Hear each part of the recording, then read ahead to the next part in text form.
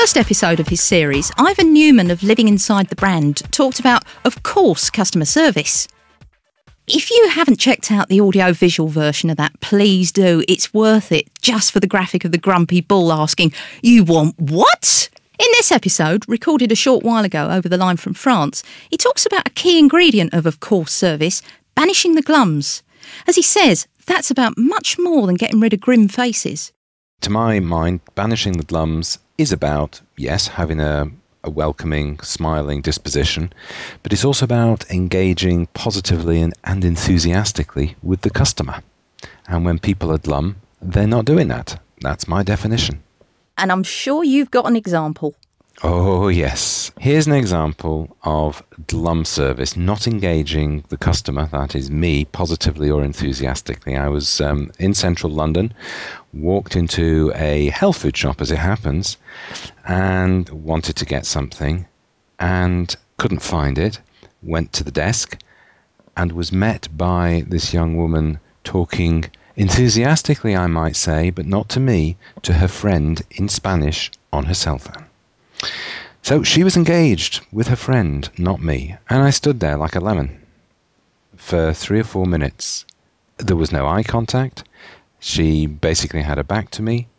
She looked around every so often to make sure I was still there. Actually, she was probably making sure that I'd gone and wouldn't interrupt her phone call. I was just fuming, and that to me was the most appalling case of glum service, not engaged with me.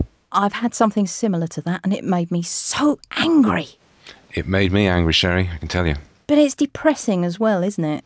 It certainly is, and each branch of that business is its own little organisation, and woe betide that company if that's the attitude throughout.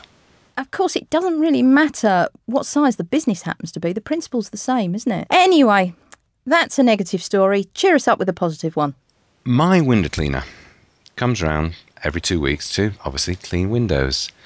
And he not only makes the windows shine, he makes the day shine. He's such a positive individual. And you know, he's not got an easy life. He has epilepsy. His daughter has epilepsy as well. And you know, the combination of going up and down ladders and epilepsy, yeah, maybe he's got a bit of a challenge there. But what a service he offers. Before he comes, the day before, he texts saying that he's coming. He knows which houses he needs gates opened for, a side entrance to give him access to the back of the house. Ours is one of those. By the same token, if the weather's miserable, he texts that he's not coming. And then when he arrives, he's got a smile on his face. He's up and down the ladders with his window cleaning mate. And then he rings at the door, and I'm sometimes home. And the first thing he says, the first thing he does is he smiles, and the first thing he says is, "How are you, mate?" And absolutely, you respond to his smile and his desire to understand how you are. So you chat, you ask him how he is. He never complains about his epilepsy. I got that from him after quite a long conversation.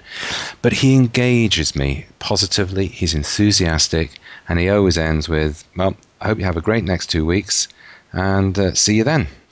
And the day is lightened. It's a great service that he offers. He is not glum. He has banished the glums. Bigger businesses could learn a lot from him, couldn't they? They could. They could indeed.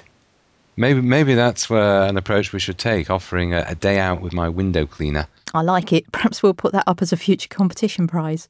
So, what's your do-today tip? My do-today tip is to go back to this idea of positive and enthusiastic engagement with the client. Ask the customer what they want to get out of the transaction. Now, you can ask through your body language. You can ask explicitly, "What would you like to do, sir, madam?" And by doing that, you're then able to deliver this can-do service, this bend-over-backward service, if you like, that we talked about last time. So you get from the customer what they want. You're not glum. You engage them. Then you can start to deliver to the customer's real needs. We just had to take a break from the recording, didn't we? Because your phone went off. It did, Sherry. First rule of recording, switch off your mobile phone. But actually, on this occasion, I'm quite glad you left it on.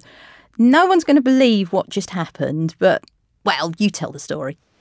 You're right, Sherry. No one's going to believe this, but the text is from the window cleaner himself. It's mad, isn't it? It's mad. He must have had, what was it, precognition of what we were doing. And it says, window cleaner will be with you tomorrow if needed. Just what great service. So maybe I need to add a session to these episodes, the extrasensory perception aspect of customer service. Thanks for that, Ivan. I love the story about the window cleaner. It really illustrates the value of taking the time to find out who a customer is so we can respond directly to their individual needs. Next time, we're talking about underselling and over-delivering.